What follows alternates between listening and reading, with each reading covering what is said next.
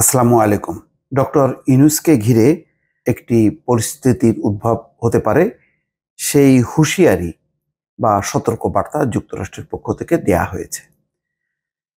যেমন শিরোনাম দেখলেই বুঝতে পারবেন, শিরোনাম হচ্ছে শ্রম ও দুর্নীতি বিরোধী আইনের অপব্যবহারে বিদেশি বিনিয়োগ বাধাগ্রস্ত হতে পারে।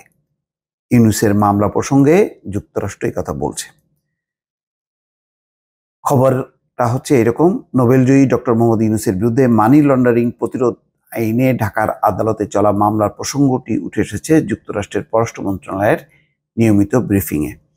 ওয়াশিংটনের স্থানীয় সময় গতকাল মঙ্গলবার ব্রিফিংয়ে মার্কিন পররাষ্ট্র দপ্তরের মুখপাত্র ম্যাথিউ মিলার এই বিষয়ে সাংবাদিকদের প্রশ্নের জবাব দেন। মিলার বলেন, শ্রম ও দুর্নীতি বিরোধী আইনের অপব্যবহার বাংলাদেশে বিদেশি বিনিয়োগের ক্ষেত্রে বাধা হয়ে দাঁড়াতে পারে। রোববার ঢাকার আদালতে হাজিরা দেন ডক্টর মোহাম্মদ ইউনূস। ওই সময় এজলাস কক্ষে আসামিদের জন্য তৈরি লোহার খাঁচায় দাঁড়াতে হয় এই নোবেল বিজয়ীকে। এই অভিজ্ঞতাকে অভিশপ্ত জীবনের শীর্ষ বিন্দুতে পৌঁছে যাওয়া হিসেবে বর্ণনা করেন তিনি।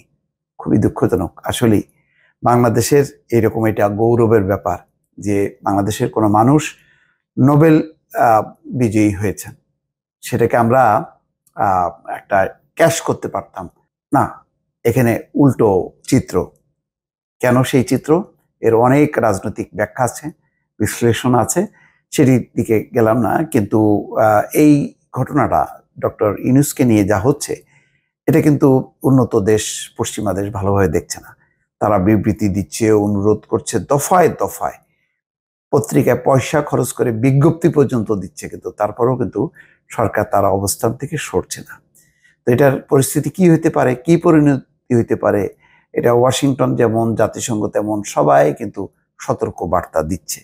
তো আজকেও ওয়াশিংটন কিন্তু সেই সতর্ক বার্তাই দিল। একজন সাংবাদিক প্রশ্ন করছেন প্রেস ব্রিফিংয়ে, নোবেল জয়ী অধ্যাপক ডক্টর ইউনূসকে রোববার আদালত কক্ষে লোহার খাঁচায় ঢুকতে হয়েছিল। বেরিয়ে তিনি বলেছেন, এটা তার অভিশপ্ত জীবনের শেষ বিন্দুতে পৌঁছে যাওয়া। একইভাবে গণতন্ত্র, আইনের শাসন ও সীমাহীন দুর্নীতির কারণে লাখো বাংলাদেশিও তাদের অভিশপ্ত জীবনের শীর্ষবিন্দুতে পৌঁছেছেন। ওই সাংবাদিক প্রশ্ন করেন, আমরা আগেও দেখেছি বাংলাদেশের সাবেক সেনা প্রধান ও পুলিশ প্রধানের বিরুদ্ধে কিছু নিষেধাজ্ঞা ও ভিসা বিধিনিষেধ আরোপ করেছে যুক্তরাষ্ট্র।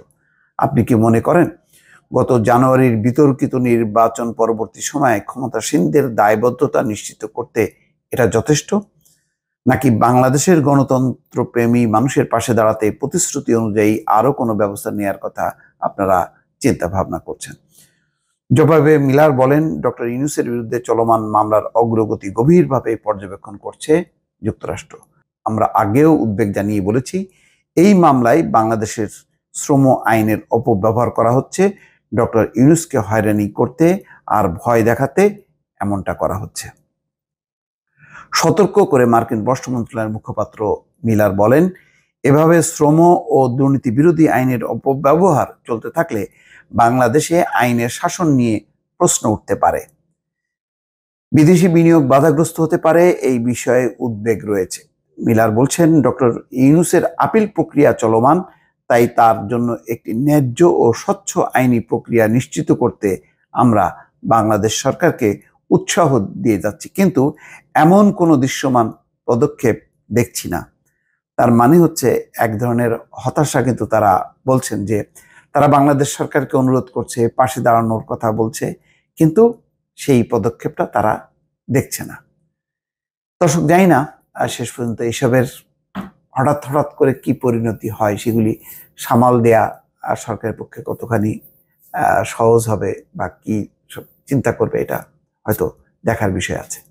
ভালো থাকবেন। আল্লাহ হাফেজ।